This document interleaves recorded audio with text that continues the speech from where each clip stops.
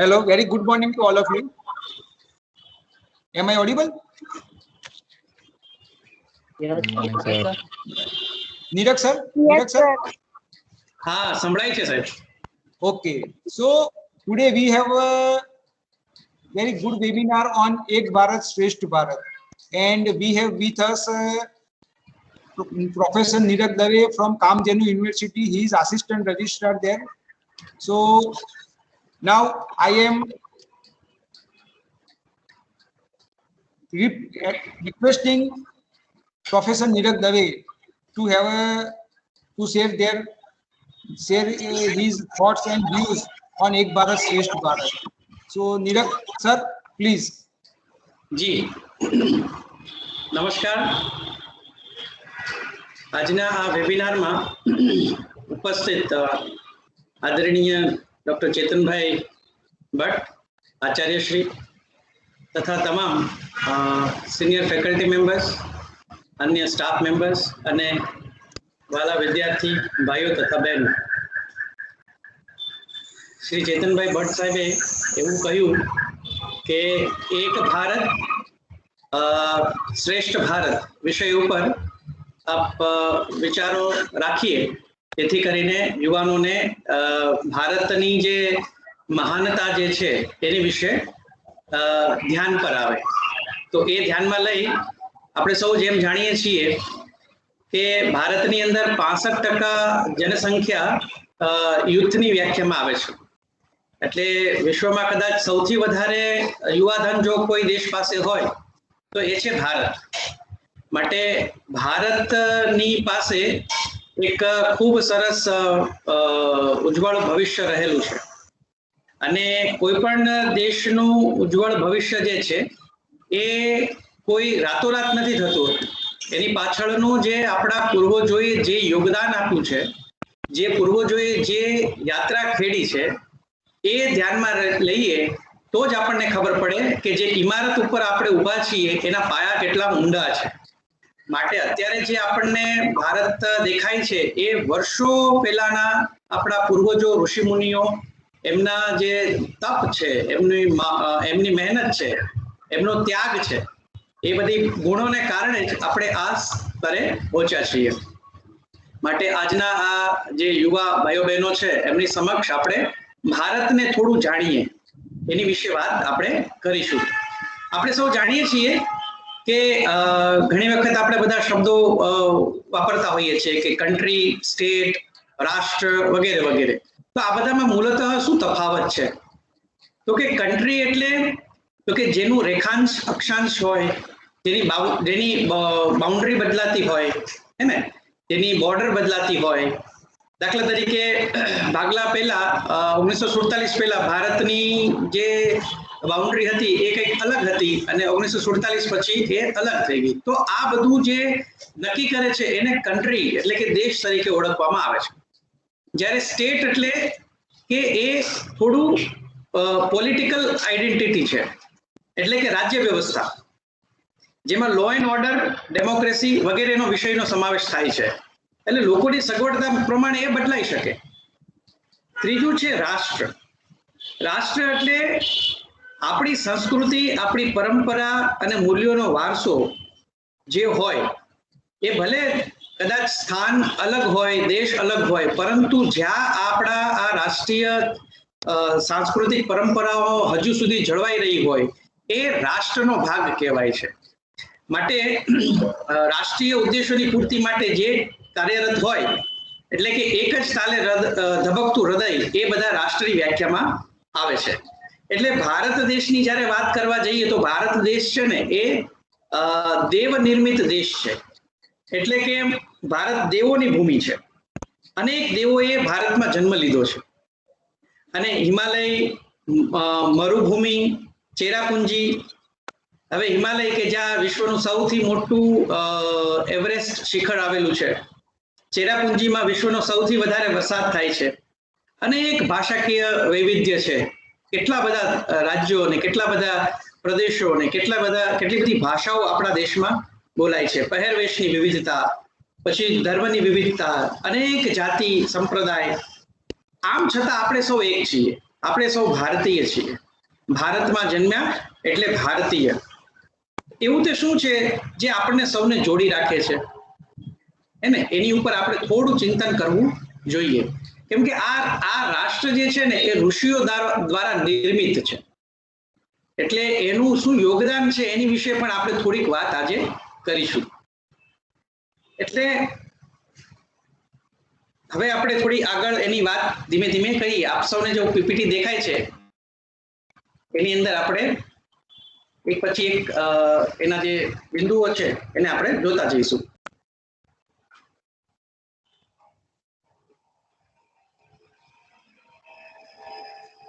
આપની સામે જે ચિત્ર દેખાય છે એ એક સમયે ભારત ખંડ જે છે એ અખંડ ભારતની જે સંકલ્પના જે છે એ આવું કંઈક ભારતનું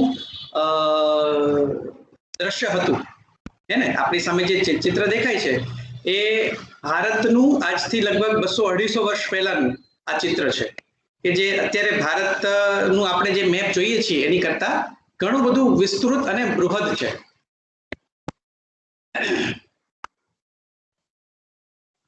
સ્વામીજી એવું કહે છે કે મારો વિશ્વાસ આધુનિક પેઢીમાં છે.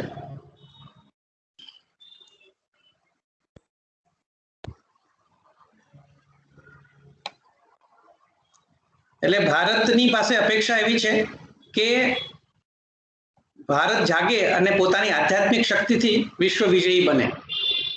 કોઈ સૈન્યની મદદથી નહીં, પરંતુ પોતાની આધ્યાત્મિક શક્તિથી ભારત જે છે એ વિશ્વ વિજયી બને, એવું સ્વામી વિવેકાનંદજીનું ચિંતન છે.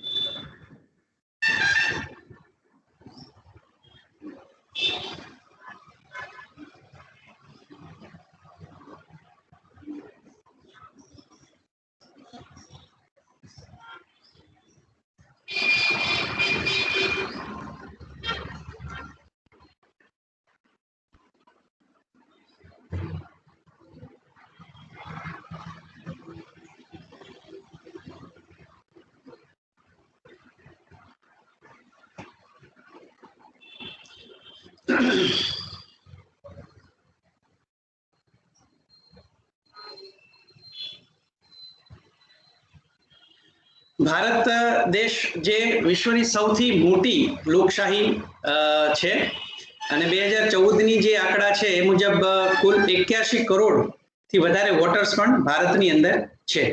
આ આંકડામાં અત્યારે 2021ની સ્થિતિએ અપડેટ કરી શકાય, પરંતુ વિશ્વની સૌથી મોટી લોકશાહી ભારત દેશ છે. વિશ્વનું જે આધ્યાત્મિક ગંતવ્ય છે એટલે કે ભારતની અંદર આધ્યાત્મિક જે છે એમાં ભારત જે છે એ સર્વોપરી છે. બીજું, અંતરિક્ષ મહાશક્તિ તરીકે પણ ભારત આજે ઉભરી આવ્યું છે. આપણે જોઈએ છીએ, આગળ આપણે એની વાતો જોઈશું. એટલે ભારતની અંદર એક ખૂબ સરસ કોમ્બિનેશન જોઈ શકાય, a beautiful balance of material wellbeing અને સ્પિરિચ્યુઅલ એડવાન્સમેન્ટ. એટલે માત્ર આપણે ભૌતિકતા તરફ નથી વધતા, પરંતુ આધ્યાત્મિકતાની સાથે લઈ અને આપણે ચાલીએ છીએ. એટલે સનાતન ભારત જે છે એ આજકાલનો બનેલો દેશ નથી, પરંતુ ખૂબ પુરાતન સંસ્કૃતિ છે. તો ભારતનું જે રાષ્ટ્રીય ગ્રંથ છે એ શ્રીમદ ભગવદ્ ગીતા, જે આપણે સૌ જાણીએ છીએ. તો એની અંદર યુવાનોને મુખ્ય સંદેશ છે કે નિષ્ક્રિય નહીં પણ સક્રિય રીતે કામ કરવું. એટલે કે આપણે જે સમાજની અંદર રહેલી જે બુરાઈઓ છે એની ઉપર વિજય મેળવવા માટે સતત કાર્યરત રહેવું. બીજું, સતત કાર્ય કરવું, કર્મ કરવું. વિદ્યાર્થી તરીકે આપણે જોઈએ સતત મહેનત કરવાની, જેથી કરીને આપણે પરિણામ જે છે એ મેળવી શકીએ. અને આપણો ધર્મ જે છે એનું આપણે પાલન કરવાનું. એટલે કે ધર્મની સ્થાપના માટે શ્રી કૃષ્ણ ભગવાને પોતાની જે કહેવાય ને કે હતું એ પણ એમને તોડવા માટે તૈયાર થઈ ગયા, ત્યારે અર્જુન એને રોકે છે. ભારતનું વિશ્વને યોગદાન શું છે એની વિશે આપણે થોડી વાત કરીએ તો સિંધુ સભ્યતા એટલે કે ઇન્ડસ વેલી સિવિલાઇઝેશન લગભગ 5500 વર્ષ જૂની છે, હે ને. હવે લોકોને તો હજુ કઈ ખબર જ નહોતી, ત્યારે ભારતીય જે સિંધુ સંસ્કૃતિની જે છે એ અસ્તિત્વમાં હતી. અને 700 વર્ષ પહેલા વિશ્વની પ્રથમ વિશ્વવિદ્યાલય એટલે કે નાલંદા વિશ્વવિદ્યાલયની સ્થાપના થઈ હતી. અને વિશ્વના લગભગ 10,500 થી વધારે વિદ્યાર્થીઓ, 60 થી વધારે ફેકલ્ટીઝ એમાં અધ્યયન કરતા હતા. અને આવી અનેક વિશ્વવિદ્યાલયો ભારતની અંદર ઉપસ્થિત. દાખલા તરીકે આપણે જોઈએ તો બિહારની અંદર તેલહારા, પછી બિહારની અંદર ઓડેન્તપુરી, પછી બાંગ્લાદેશમાં સોમપુરા, પાકિસ્તાનમાં શારદાપેટ વગેરે વગેરે. તો આપણે સૌ નામ એના જોઈ શકીએ છીએ. ગુજરાતની અંદર વલ્લભી વિદ્યાપીઠ હતી કે જે વિશ્વવિદ્યાલય હતી. બીજું છે પ્રથમ ચિકિત્સા શાસ્ત્ર આયુર્વેદ. એટલે કે Ayurveda is the earliest school of medicine non to the human. ભારતીય જે આયુર્વેદ શાસ્ત્ર જે છે એ વિશ્વને દેન છે. એ સૌ પ્રથમ ભારતની અંદર એ શરૂ થયું. ત્યારબાદ આચાર્ય સુશ્રુતે જે પ્લાસ્ટિક સર્જરી જે છે એ એમણે કર્યું આજથી કેટલા વર્ષો પહેલા, હે ને. તો એની શોધ ભારતમાં થઈ છે અને એ સુશ્રુત સંહિતાની અંદર આપણે આનું ઊંડાણથી જાણી શકીએ. ત્યારબાદ ચરક સંહિતા જે 2500 વર્ષ પહેલા થઈ અને જે સર્જરી કહી શકાય એવી શલ્ય ચિકિત્સા જે 2600 વર્ષ પહેલા, દાખલા તરીકે મોતિયાના ઓપરેશન છે, કૃત્રિમ અંગ છે, પછી અસ્થિભંગ થાય, પછી મૂત્રાશયને લગતા વિવિધ રોગો વગેરે વગેરે જેવા અનેક ઉપચારોની ચરક સંહિતામાં વાત કરવામાં આવેલી છે. અને આધુનિક વિજ્ઞાને જે શોધ્યું એ તો છેલ્લા 200 વર્ષની દેન છે, પણ આ બધું જ જે છે 2500 વર્ષ પહેલા ભારતની અંદર આનો ઉપચાર થતો હતો. ત્યારબાદ આપણે જોઈએ છીએ કે એસ્ટ્રોલોજી અને મેથેમેટિક્સમાં આચાર્ય આર્યભટ્ટ જે ખગોળશાસ્ત્ર અને ગણિતશાસ્ત્રના વિદ્વાન કહેવાય છે.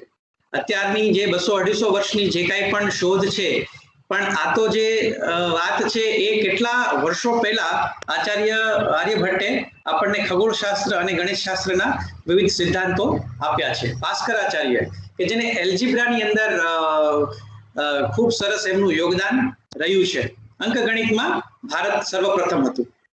આચાર્ય કણદ, અત્યારે વિશ્વના અનેક દેશો જે છે એ અણુ શક્તિ ધરાવે છે એટમ પાવર ધરાવતા હોય છે, પરંતુ આજથી વર્ષો પહેલા એટમિક સાયન્સ જે છે એટલે કે અણુ ના શોધ તરીકે આચાર્ય કણદ એમણે આ જે આખું એટમિક એનર્જી જે છે એની થિયરી આપેલી હતી.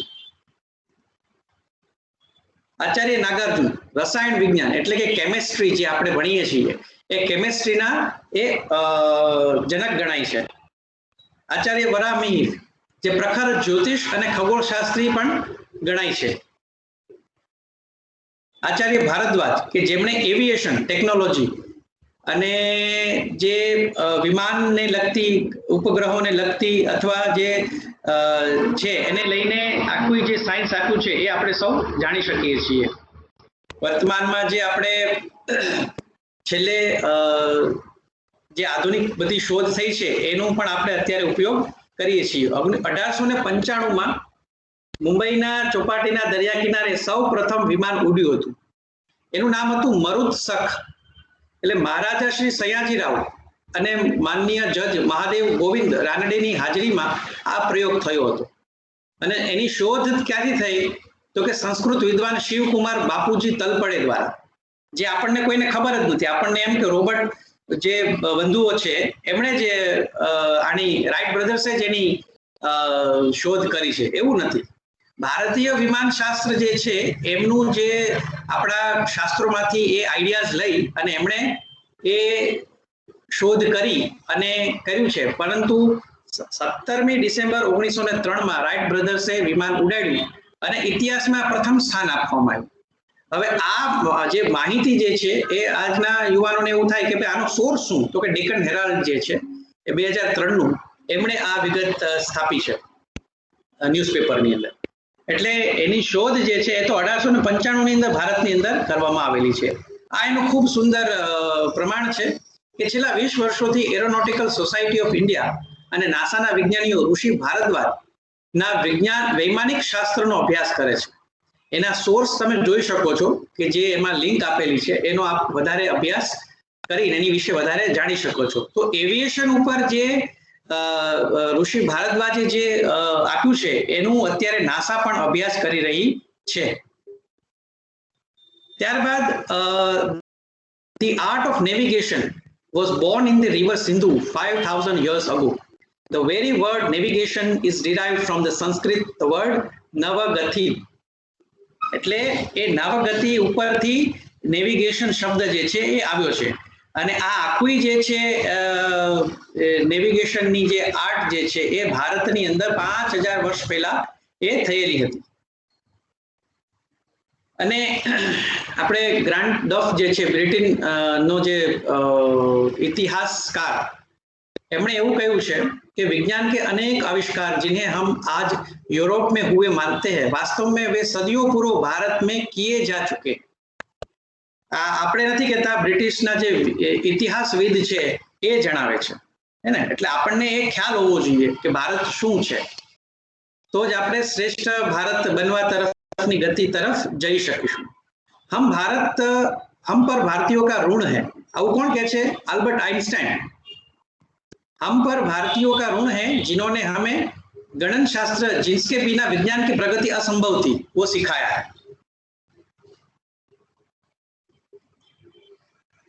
એટલે ભારતનું સૌથી સર્વાધિક યોગદાનમાં આર્યભટ્ટ કે જેમણે શૂન્યનો આવિષ્કાર કર્યો, શૂન્યની શોધ કરી, અને જેના કારણે બીજગણિત, ત્રિમિતિ અને કલન બી ભારતની અંદર શોધાયા છે.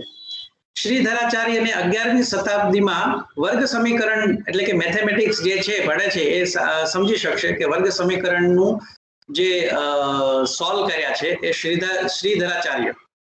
जब यूनानियों और रोमन की छोटी संख्याओं की गणना में व्यस्त थे तब वैदिक काल में એટલે કે ઈસાના 5000 વર્ષ પહેલા હિન્દુઓને 10^53 વર્ગ એની ત્યાં સુધીની સંખ્યાના વિશેષ નામોની ગણતરી પણ આપવામાં આવેલી છે. એટલે આપણે સૌ આ જાણીએ કે કેટલું સૂક્ષ્મ રીતે આ બધું કામ થયું છે. પછી ઈસા કે 100 વર્ષ પૂર્વે ભારત में दशमलव पद्धति डेसिमल નો વિકાસ થયો છે. खगोलविद स्मार्ट के सेकंडों वर्ष पूर्व 5वीं शताब्दी में भास्कराचार्य ने 100 वर्ष की गणना की. એટલે આ જે વર્ષમાં 365 દિવસ છે એની ગણતરી, સચોટ ગણતરી જે છે એ ભાસ્કરાચાર્યજીએ આપેલી છે. અને યુરોપના ગણિતજ્ઞોને જે 6ઠી શતાબ્દીમાં ભારતીય બૌદ્ધાયનને પાયકા મૂલ્ય પાઈ જે છે એનું અને એ પાયથાગોરસનો સિદ્ધાંત પણ શોધી લીધો હતો.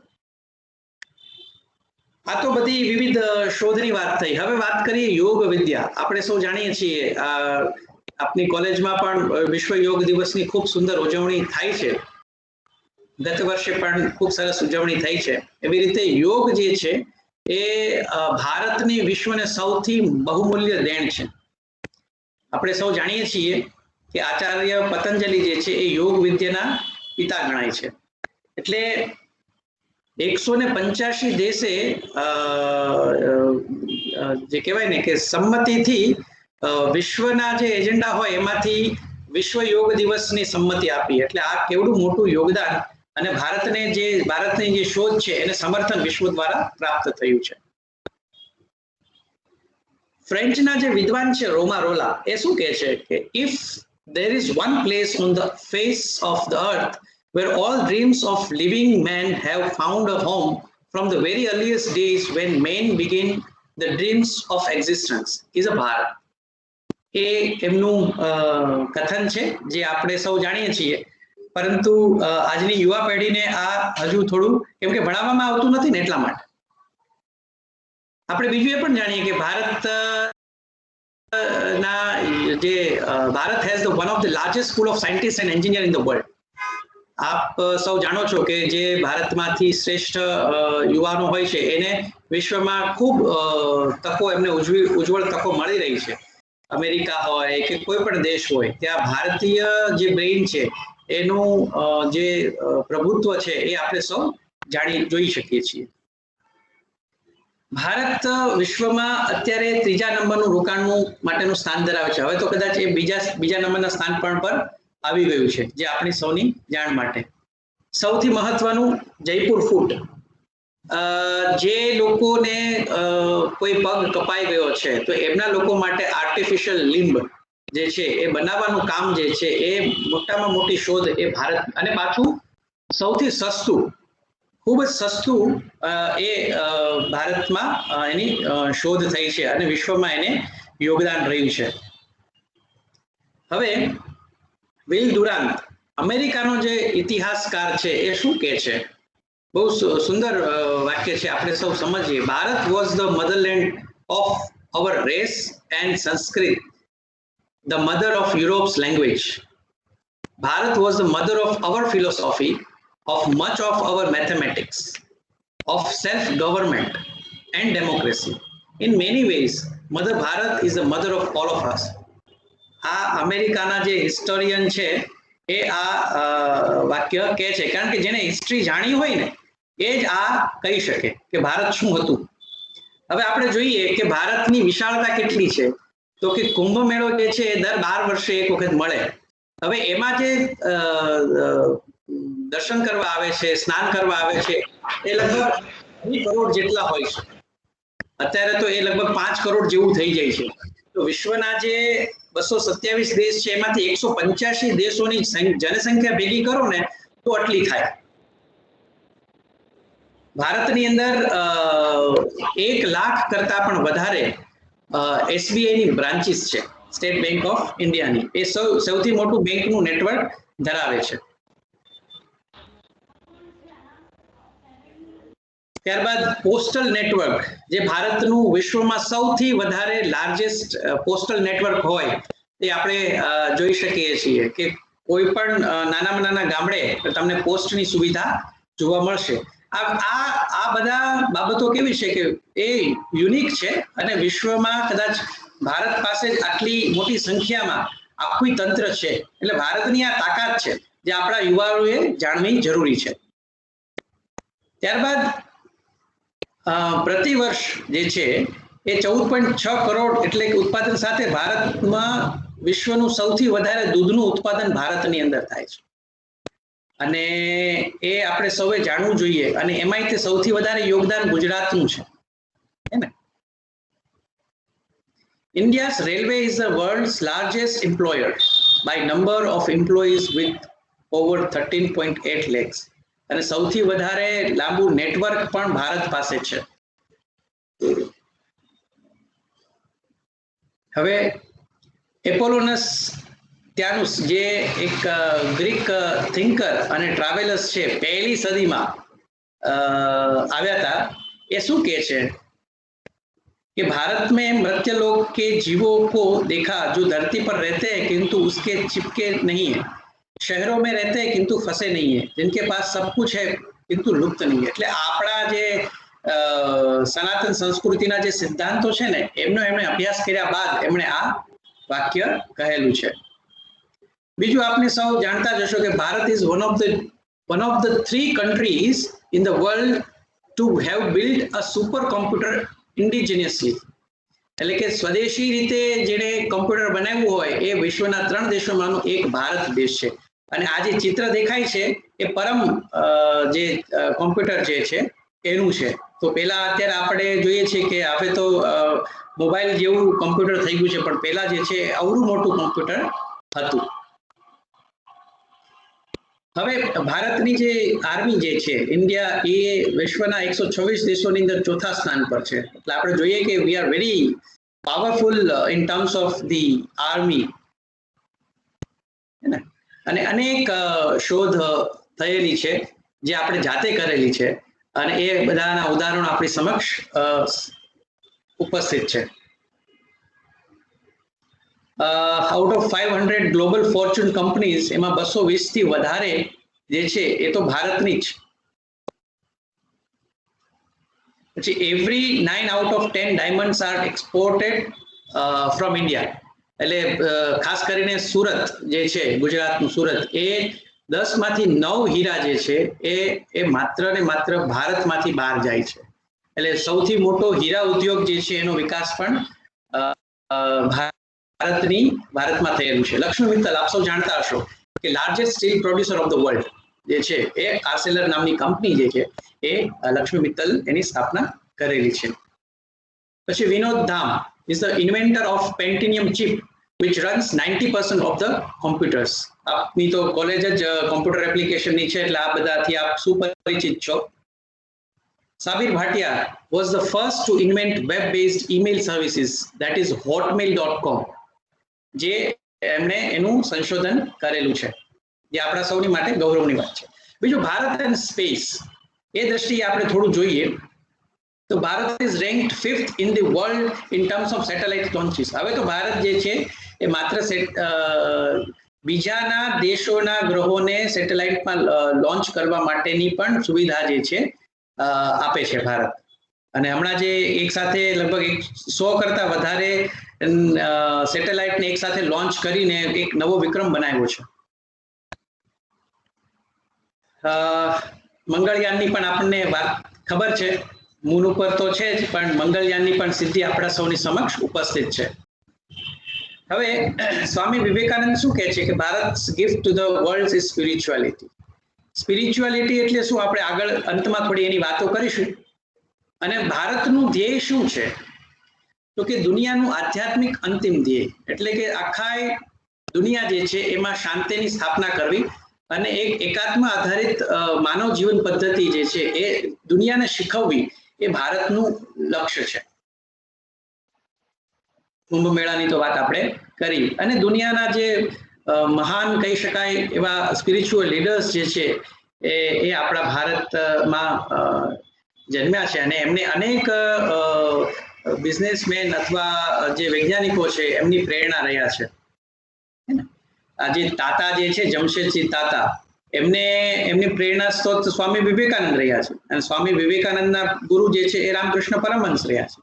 એટલે આ આધ્યાત્મિક વારસો જે છે એ ભારતની અંદર જળવાઈ રહ્યો છે.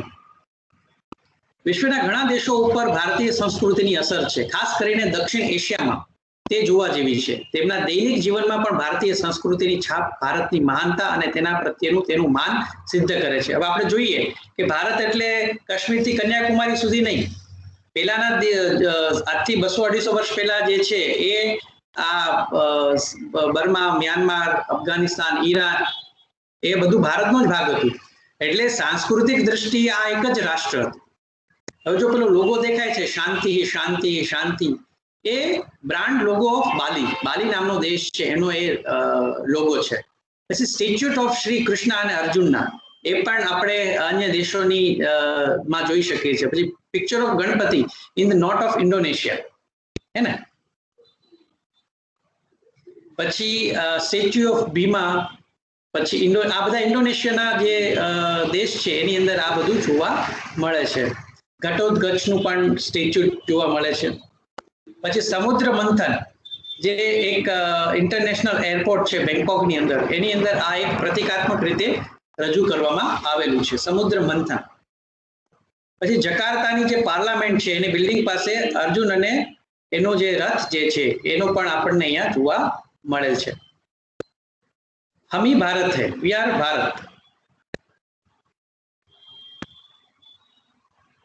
એટલે ભારત की भूमि मेरा शरीर है, कन्याकुमारी मेरे पैर, हिमालय मस्तक है, मेरे केशों से गंगा बहती है, सिर से ब्रह्मपुत्र और सिंधु, विंध्याचल मेरे कमरबंद, कोरोमंडल वाया और मलबार दाहिना पैर, मैं संपूर्ण भारत हूँ, पूर्व पश्चिम मेरे हाथ है, जिन्हें फैलाकर मैं पूरी मानवता को गले लगाता हूँ. मैं जब मैं चलता हूँ मुझे लगता है कि भारत चल रहा है, जब मैं बोलता हूँ तो लगता है कि भारत बोल रहा है, और जब मैं श्वास लेता हूँ तो मुझे लगता है कि भारत श्वास ले रहा है, मैं ही भारत हूँ. એવું સ્વામી રામતીર્થ જે છે એમણે પોતાને અને ભારતને એકદમ એકરૂપ થઈ ગયા હોય એવું આપણને જોવા મળે છે. Believe in Bharat and work to make Har great. ભારતમાં શ્રદ્ધા રાખીએ અને એને મહાન બનાવવા માટે આપણે કાર્ય કરીએ, હે ને. તો ભારતના સ્વર્ણિમ ભવિતવ્ય હે અને એને સાકાર કરવા માટે આપણે સૌએ સાથે મળીને કામ કરવાનું છે. એટલે ભારત જે છે એ સ્પિરિચ્યુઅલ વિશ્વનું આધ્યાત્મિક ક્ષેત્રે માર્ગદર્શન કરશે અને એટલા માટે જ આપણે આધ્યાત્મિક શક્તિથી વિશ્વને માર્ગદર્શન કરવાનું છે. તૃણવંતો વિશ્વ આર્યમ, એટલે સમગ્ર વિશ્વને આપણે એક ઉમદા વિશ્વનું નિર્માણ કરીએ એની માટે આપણે સૌ કાર્યરત રહીશું. હવે આપણે થોડી બીજી વાતો પણ કરીશું કે આ આટલો સરસ આપણો ઇતિહાસ છે, તો એ ઇતિહાસ બાદ આપણે શા માટે જે કહી શકાય કે આવી સ્થિતિમાં, દુર્દૈવ સ્થિતિમાં પહોંચ્યા છીએ, એ થોડુંક આપણા સૌની માટે એક ચિંતનનો વિષય છે. તો એ આપણે થોડુંક એની ઉપર પણ થોડી નજર કરીશું.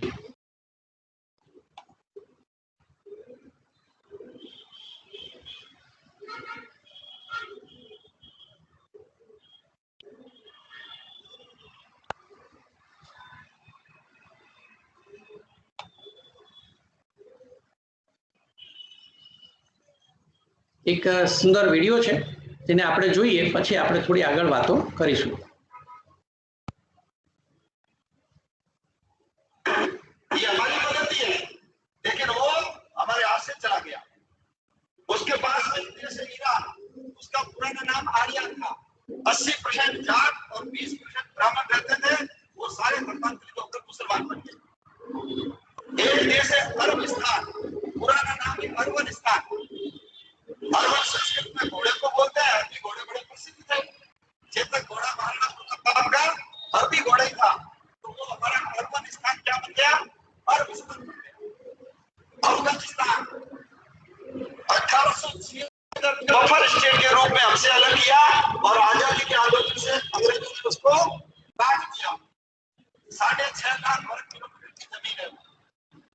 गांधारी हुई थी, आंखों पर प्रतिबंधी होती है, 1876 में हमारा हाथ से चला गया. 1904 में नेपाल हमारे से काट करके अलग किया. भगवान राम की ससुराल सीता माता जहाँ पैदा हुई वो नेपाल हमारे हाथ से चला गया. 1,47,000 वर्ग किलोमीटर का क्षेत्रफल है. 1906 के पास में भूटान नाम का देश है, 46,000 वर्ग किलोमीटर का क्षेत्रफल है. 1906 में हमसे काट करके अलग किया.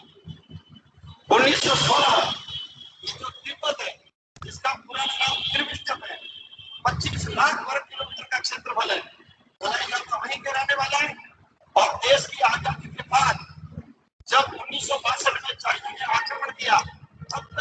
पास था। उसकी विदेश नीति, उसकी रक्षा नीति, उसकी रक्षा का काम हमारी सेना करती थी। लेकिन हिंदी चीनी भाईचारे पंचशील में सीधा नेहरू जी की गलती के कारण वो चाइना ने हमसे हड़प लिया, दबा लिया। आज वो तो तिब्बत है, चाइना के पास चला गया। भारत और चीन के बीच में तिब्बत बहुत बड़ी भूमि थी। चाइना का उससे बहुत दूर था, लेकिन चाइना का बॉर्डर भारत के पास आकर के लग गया।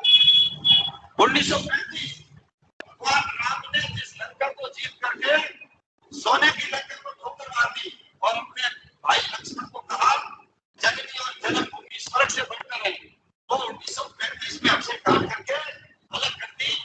क्षेत्रफल कितना है? 66,000 वर्ग किलोमीटर। 1937 जिसको आज हम म्यांमार बोलते हैं, पुराना नाम है बर्मा, रंगून। याद करो, काले पानी की सजा के लिए सबको पकड़ करके बाहर ले जाते थे और सुभाष चंद्र बोस ने आजाद बहुत बना करके जो हमला किया था, रंगून अपने कब्जे में कर लिया था, वो बर्मा हमारे से 1937 में अलग कर दिया गया। बर्मा का क्षेत्रफल भी 6,70,000। 1947 आ गया। 1947 में ये जो बांग्लादेश, उस समय उसका नाम पूर्वी पाकिस्तान था, 1.5 लाख वर्ग किलोमीटर। और ये जो पश्चिमी पाकिस्तान 8 लाख वर्ग किलोमीटर, 9.5 लाख वर्ग किलोमीटर की जमीन 1947 से काट करके अलग की। और पवित्र स्थान हमारे हाथ से चले गए। सरस्वती नदी गई, जिसके शाश्वत प्रार्थना में की, वो हमारे हाथ से चली गई। झेलम नदी चली गई, जिसके किनारे पर पोरस ने सिकंदर के दांत उल्टे किए थे, वो झेलम नदी। सिंधु नदी चली गई। हमारे 52 शक्तिपीठों में से एक शक्तिपीठ है, वो हमारे हाथ से चला गया। शंकराचार्य ने जिन पीठों की स्थापना की थी, 7 पीठ, वो हमारे हाथ से चला गया। जहाँ यक्ष और के संवाद हुए थे, वो प्रकाश राज, वो भी यहाँ से चला गया। नानक देव जी जहाँ जन्मे, नानक देव जी जिसने बाबर को जाबर कहा और बाबर को बोले ये बात क्यों बना थे, इतने अत्याचार किए थे बाबर ने, मस्जिद को घुमा दिया। ऐसे नानक देव जी का ननकाना साहब हमारे हाथ से चला गया। पंजा साहब जहाँ बलि कंधारी ने उनके ऊपर बहुत बड़ी चट्टान बन गई थी, हाथ लगा करके रोका, हाथ में उसके ऊपर पंजे का निशान है, हमारे हाथ से चला गया। हमारा शालीमार कोट, जिसको हम श्याम कोट बोलते हैं, हकीकत रात को और फांसी पे लग गया, हमारे हाथ से चला गया। तक्षशिला का विश्वविद्यालय, चाणक्य जैसे शिक्षक और चंद्रगुप्त जैसे शिष्य थे, वो हमारे हाथ से चला गया। मोहनजोदड़ो सबसे पुरानी सभ्यता के अवशेष, हरि सिंह नलवा, बच्चे रोते थे तो मां कहती थी चुप हो जाने को। हरि सिंह मुसलमानों को महिलाओं के ड्रेस बैठने के लिए मजबूर कर दिया। जैसे हरि सिंह नलवा का स्थान हमारे हाथ से चला गया।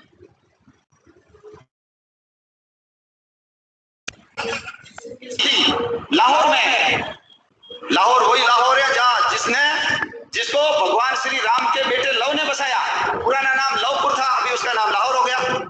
कुश ने जिस कुशपुर को बसाया था, उसका नाम वर्तमान में कुसूर है, वो भी हमारे हाथ से चला गया। कश्मीर हमारे हाथ से चला गया।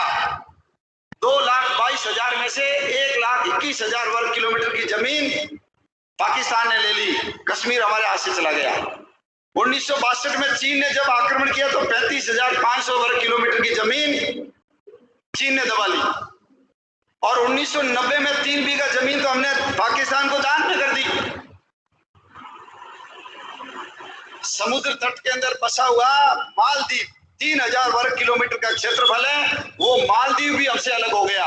अंग्रेजों को समुद्र के अंदर अपने बेड़े रखने की जरूरत थी, इसलिए उन्होंने मालदीव को 1947 में ही अलग करके आजाद कर दिया। इतनी बड़ी भूमि, इतने 6 प्रांत हमारे हाथ से चले गए, कुल 62 जिले गए। और जिसमें देश का विभाजन हुआ, हमारे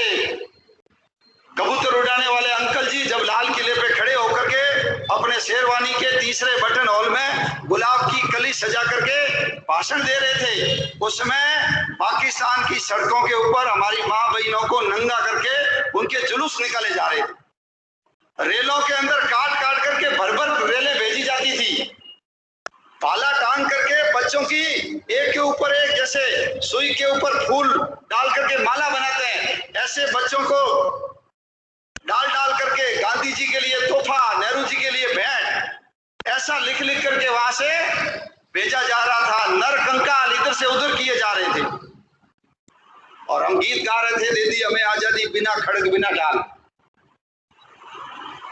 एक बूंद भी खून नहीं बहाया और आजादी मिल गई, ऐसा उस गीत के अंदर वर्णन है।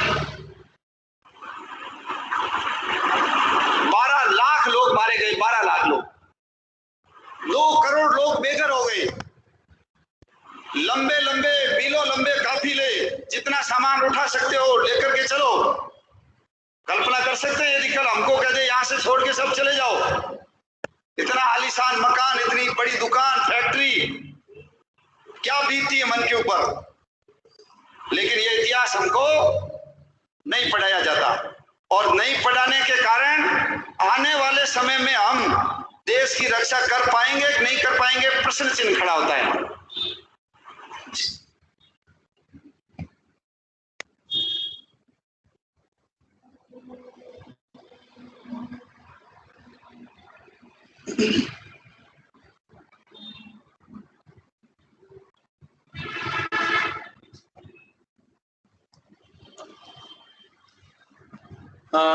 આપણે સૌ જોયું કે એક તો ભારતનો ભવ્ય ભૂતકાળ જે આપણી સમક્ષ પીપીટીના માધ્યમથી રાખ્યો અને જે અખંડ ભારત હતું એ ધીમે ધીમે કેવી રીતે કાલ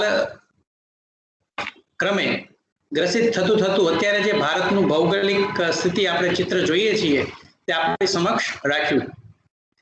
મિત્રો, વિશ્વની અંદર શાંતિની સ્થાપના ત્યારે જ થાય કે જ્યારે ભારત જે છે એ વિશ્વને માર્ગદર્શન કરે, વિશ્વ ગુરુ બને।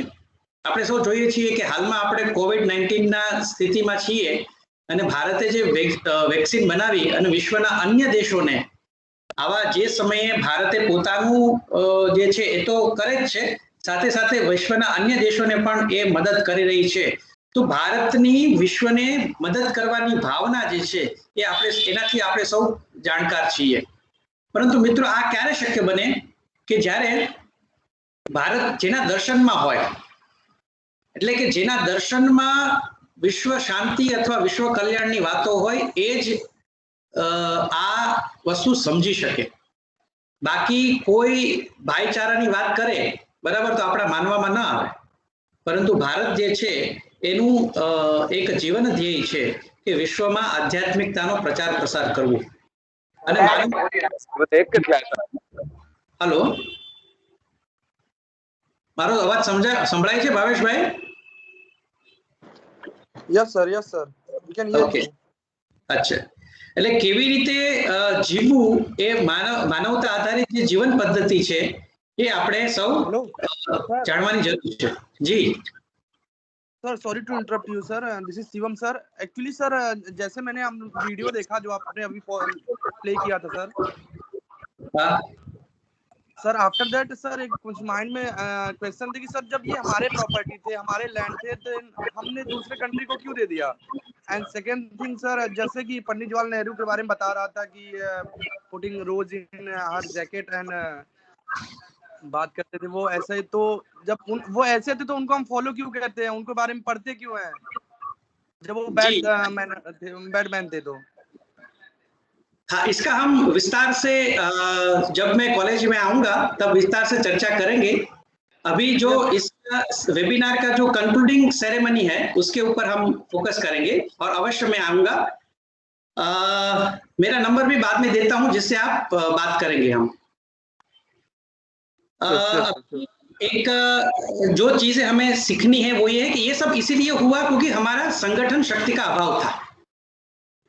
और हम क्या है कि जैसे हम सोचे कि मोहम्मद बिन कासिम जो था वहां से लेके रॉबर्ट क्लाइव तक वो सिर्फ इसीलिए राज कर गए क्योंकि हमारे पास संगठन शक्ति नहीं थी, हम एक साथ में रह के काम नहीं कर पा रहे थे, इसीलिए हम ये हुआ। जैसे रॉबर्ट क्लाइव जो था वो तो क्लार्क था, वो यहाँ पे आया था, व्यापार करने आया था। ईस्ट इंडिया कंपनी जो थी वो तो व्यापार के उद्देश्य से आई थी, लेकिन वो कंपनी सरकार बना के गई, है ना।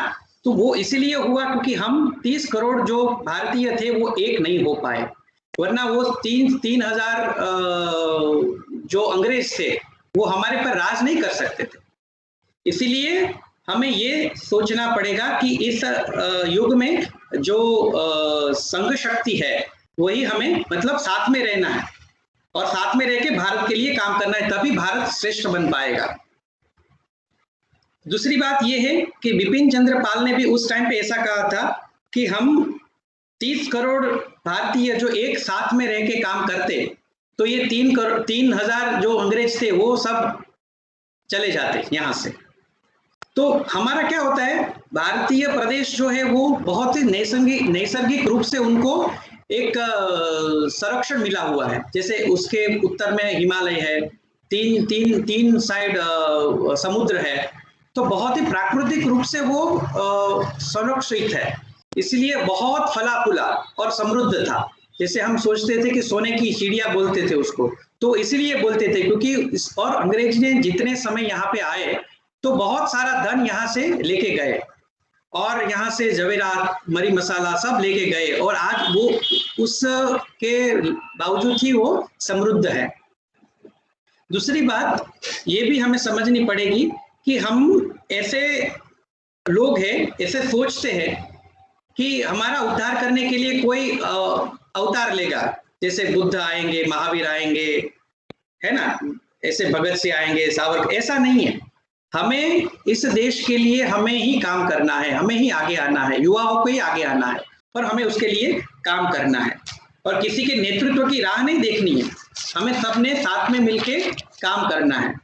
तो हम सब ऐसे देश में जन्मे हुए हैं जिसका हमने इतिहास देखा कि कितने ऋषि मुनियों ने, कोई ऋषि मुनि ने पेटेंट नहीं करवाया, किसी ने कॉपीराइट नहीं करवाया, वो तो सबको विश्व के कल्याण के लिए दे दिया। उस टाइम पे ऐसा कुछ था ही नहीं, भारत विश्व कल्याण में मानता है। इसलिए हम अब एक दूसरे के उसमें न रहते हुए रचनात्मक कार्य में हमें आगे बढ़ना चाहिए। विश्वना जे काई पण समस्याओं छे ए भारतीय जीवन पद्धति जो अपनावशे तो ए प्रश्नों समाधान आवशे। दाखला तरीके आदर्श समाज व्यवस्था ए भारतनी विश्वने सौथी मोटी देन छे। भारतनी अंदर आ तो बधाई जे अनाथ आश्रम छे के ए बधाई 200 वर्ष पहेलानी शोध छे। भारतमां एवा कोई अनाथ आश्रम हता नहीं, वृद्धाश्रमो हता नहीं। भारतनी समाज व्यवस्था जेटली आदर्श हती के जेनी अंदर जे अपंग छे, जे वृद्ध छे ए बधानी समावेश થઈ જતો હતો અને આપણી કુટુંબ પ્રથા જેવી હતી। કાળક્રમે એની ઉપર અસર થઈ રહી છે, પરંતુ એની ઉપર આજની યુવા પેઢીએ જાગૃત થવાની જરૂર છે કે આ શું છે। પછી આપણે તો એવા કોઈ દંડ કે કાયદા હતા જ નહીં, બધું પોતાની મેળે ચાલ્યા કરે, હે ને। સાક્ષર આપણે 100% સાક્ષર હતા। આજથી 1835 ની અંદર તમે જુઓ તો લોર્ડ મેકોલોએ એક પત્ર બ્રિટિશની પાર્લામેન્ટને લખેલો છે। એમાં એણે લખેલું છે કે મેં ભારતના ખૂણે ખૂણે ફર્યો છું અને મેં જોયું છે, તો એમાં એણે એવું કહ્યું કે ભારતના બધા જ લોકોને સાક્ષર છે, હે ને। એટલે સાક્ષરતાની વ્યાખ્યા આપણે શું કરીએ છીએ, જેને લખતા વાંચતા આપણે એ જ સાક્ષર કહેવાય? નહીં। ભારતની અંદર જે સ્ત્રી જે છે એ એટલે literate is the one who knows the best literature of the land, એ લિટરેટ છે। એટલે ભારતની સ્ત્રીઓ જે છે એ લોકગીતો જાણે છે, એ ભગવદ્ ગીતાના શ્લોકો એને આવડે છે, હે ને। તો એ એનું જે સ્થાનિક લિટરેચર છે કે જે જાણે છે એ લિટરેટ છે। એટલે લિટરેટની વ્યાખ્યા આપણે કાળક્રમે એને સંકુચિત કરીએ અને આપણે કહીએ કે ભારત સાક્ષર નથી, એ વ્યાજબી નથી। એટલે આપણે થોડું બૃહદ રીતે એ પણ વિચારવું જોઈએ। મેગેસ્થિનિસ જ્યારે ભારતમાં 1000 વર્ષ પહેલા આવ્યો ત્યારે એને જોયું તો કે ધર્મ જે છે ને એ ભારતના આચરણમાં છે। એટલે એની ખૂબ સુંદર વાર્તાઓ છે, પણ સમયના અભાવમાં હું એ અત્યારે કહેતો નથી, પણ જ્યારે ક્યારે રૂબરૂ આવવાનું થશે ત્યારે વાતો કરીશું। એને મેગેસ્થિનિસે એવું લખ્યું છે કે જેલો ખાલી છે, ન્યાયાલયો ખાલી છે, કેમ કે બધાના અણહકનું ના લેવાય, આ મારા હકનું નથી, એ બધું એ લોકોના અભ્યાસમાં હતું, પ્રેક્ટિસમાં હતું. બીજું, ધર્મ ભારતનો આત્મા છે અને દરેક ભારતીય ધર્મ મુજબ, ગુણધર્મ મુજબ વ્યવહાર ધર્મયુક્ત હોય એવું જીવન જીવે છે. અને જ્યાં સુધી ધર્મને છોડશે નહીં ત્યાં સુધી વાંધો નહીં આવે. એટલે ધર્મો રક્ષતી રક્ષે. એટલે હવે ભારતના પુનઃનિર્માણ માટે શું કરવાનું? તો કે મનુષ્યનું નિર્માણ. એટલે એની માટે સૌપ્રથમ 4-5 વસ્તુઓ યાદ રાખવાની છે યુવાનોએ. જેમ કે વિનાશનું કામ નહીં કરવાનું, કોઈ પણ ડિસ્ટ્રક્ટિવ કામ આપણાથી થવું ન જોઈએ. ભારત દેશના એના આગળ આવે એની માટે કોઈ પણ રચનાત્મક કામ આપણે કરવાનું. દાખલા તરીકે અત્યારે જે ખેડૂત આંદોલન ચાલી રહ્યું છે, આપણે જોઈએ છીએ કેટલું સુવિધાયુક્ત ખેડૂત આંદોલન છે. અને એ બધું જે છે એની પાછળનું જે વિદેશી તાકાતો કામ કરી રહી છે એની વિશે જાણવાની જરૂર છે. એટલે આવા જે વિઘટનકારી તત્વો જે છે એને સમજવાની આપણને આવશ્યકતા છે. બીજું, લોકોના ઉત્થાનનું કામ કરો. આપણાથી જે કાંઈ પણ સારું કામ થઈ શકે, જે લોકોના ઉત્થાનનું કામ થઈ શકે, આપણે આજુબાજુમાં એવા કોઈ વર્ગો રહેતા હોય એને આપણે ભણાવી શકીએ. આપણી આજુબાજુમાં કોઈ વસ્તી હોય તો એમાં જઈને બાળકોને શિક્ષણ આપી શકીએ, હે ને? તો એવું કોઈ પણ રચનાત્મક કામ જે છે જેનાથી લોકોનું ઉત્થાન થાય એવા કામો આપણે કરવા જોઈએ. ત્રીજું, ભારતનો સાચો ઇતિહાસ જાણો. જે સાચો ઇતિહાસ જાણીશું તો આપણે ભારત તરફ આપણી જે દ્રષ્ટિ જે છે એ બદલાઈ જશે. ત્રીજું, ભારત દેશની જે વિભૂતિઓ છે એનું સન્માન કરો. દાખલા તરીકે આપણે વિવેકાનંદ જયંતિની ઉજવણી કરીએ છીએ, સરદાર પટેલ જયંતિની ઉજવણી કરીએ છીએ. હમણાં જ 23મી જાન્યુઆરીએ સુભાષચંદ્ર બોઝની જન્મ જયંતિની ઉજવણી કરી, પરાક્રમ દિવસ તરીકે, વગેરે વગેરે જેવા જે છે એ બધા વિભૂતિઓની આપણને એનું સન્માન કરવું જોઈએ. બીજું, યુવા વર્ગ આગળ આવે કે અને સંગઠિત બની અને કાર્ય કરે, હે ને? અને સમાજ માટે કામ કરવા માટે આપણે હેડ અને હાર્ટ એટલે કે 3 H ની જરૂર છે. કે કામ કરીએ, હૃદયમાં એમના પ્રત્યે ભાવ હોય અને બુદ્ધિનો ઉપયોગ કરી અને આપણે એમની માટે સેવારત થઈએ. બીજું કે સમગ્ર માનવ જાતની સુખની કામના કરીએ. આપણે તો સર્વે ભવંતુ સુખીનઃ એનું માનીએ છીએ અને વિશ્વ કલ્યાણની પ્રાર્થના કરીએ છીએ. અને વિશ્વમાં દેશોને જે લોકો કોવિડ વેક્સિનની શોધ નથી કરી શકતા એવા લોકોને પણ આપણે વેક્સિન પહોંચાડીને પણ ટૂંકમાં આખી દુનિયામાં પૃથ્વી ઉપર શાંતિની સ્થાપના થાય, સ્વસ્થતાની સ્થાપના થાય એવી કામના ભારત દેશ કરે છે. એટલે આપણે બધી જ જગ્યાએ આંબા વાવવાના છે, હે ને? એવું આંબા જે છે વાવી એટલે 20 વર્ષ પછી ફળ મળે, તે એવું આપણે રચનાત્મક કામ આપણે કરવાનું છે. અને બીજું કે સ્વામી વિવેકાનંદજીએ કહ્યું છે એમ કે નચિકેતા જેવા બનવું. એટલે નચિકેતા કોણ, નચિકેતાની વાર્તા શું છે, એનામાં શું ગુણો છે એ પણ આપણે થોડાક જાણવા જોઈએ. અને સ્વામી વિવેકાનંદજીને વાંચવા જોઈએ. કારણ કે એવું કહેવાય છે કે મહાત્મા ગાંધીએ એવું કીધું કે સ્વામીજીને વાંચ્યા પછી ભારત પ્રત્યેનો મારો દેશ પ્રેમ જે છે એ અનેક ગણો વધી ગયો, હે ને? તો એ બધી વસ્તુઓ છે. અંતમાં સમાપન કરતા એવું કહીશ કે સ્વામીજીએ જે કહ્યું કે ઉઠો, જાગો અને ધ્યેય પ્રાપ્તિ સુધી મંડ્યા રહો. હે ભારતવાસીઓ, સ્વને પીછાણો, ઓળખો, તમે અમરત્વના બાળકો છો. શ્રેષ્ઠતા તરફની તમારી આગેકૂચને વિશ્વની કોઈ તાકાત રોકી શકે નહીં. બ્રિટિશ રાજસત્તાથી આઝાદ કરાવી તમારે ભારત દેશને વિશ્વગુરુ માનવજાતના શિક્ષક તરીકે પ્રસ્થાપિત કરવાનો છે. આપ સૌને પ્રચંડ આત્મવિશ્વાસની આવશ્યકતા છે. ભૂતકાળમાં ભારત આધ્યાત્મિકતા અને ધર્મના સર્વોચ્ચ શિખરે બિરાજમાન હતું. હું તે સ્પષ્ટપણે જોઈ શકું છું કે ભારત ભૂતકાળમાં જેટલું યશસ્વી તેજસ્વી હતું તેથી પણ વધુ તેજસ્વી ભવિષ્યમાં બનશે. ઉઠો અને જાગો, એ જ યુવાનોને મારું આહવાન છે. આળસ અને જડતાને ફેંકી દો. એ યુવા ભારતને તે પ્રગતિશીલ નહીં બનવા દે. માટે આગળ વધો, આગેકૂચ કરો, એ ભારતના બાળકો. તો એવા સ્વામીજીના સુંદર વિચાર સાથે આજની વાત આપણે અહીંયા સમાપ્ત કરીએ.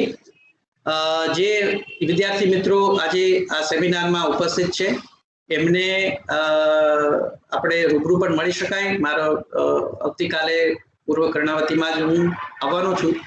વિશેષ રૂપથી ચર્ચા કરવી હોય તો એ પણ આપણે કરી શકાય. અને મારો નંબર આપ નોંધી શકો અને એવું હશે તો આપણે ટેલિફોનિક પણ વાત કરીશું.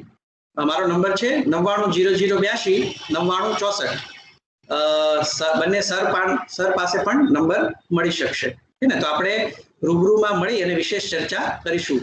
આજના આ વેબિનારમાં ઉપસ્થિત રહી વિષયો રાખવા માટે તક આપવા બદલ હું ચેતનભાઈ ભટ્ટ સાહેબનો અને સમગ્ર સ્ટાફનો અને કોલેજનો આભારી છું.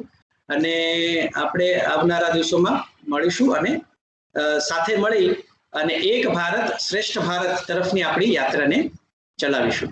વંદે માતરમ. ભાવેશભાઈ.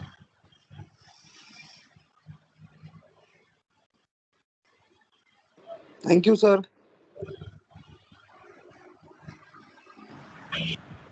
हेलो. हाँ, thank you so much Neeraj sir. Bhavesh સરને એકચ્યુઅલી અત્યારે એક સરનો મતલબ મીટિંગમાં ફોન આવ્યો છે એટલા માટે થોડી વાર માટે લીવ થયા છે. But thank you so much sir for your valuable words.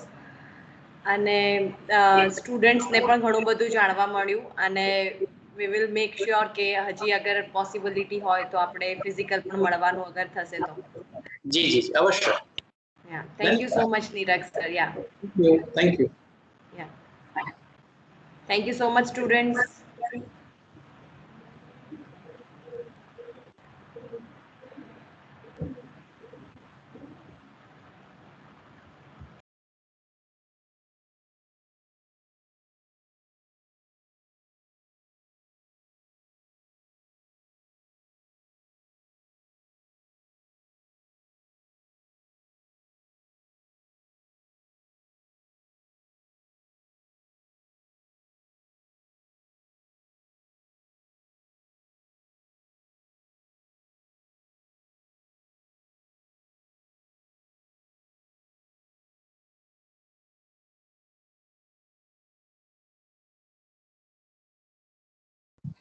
Hello. Now all of you can leave the meeting now.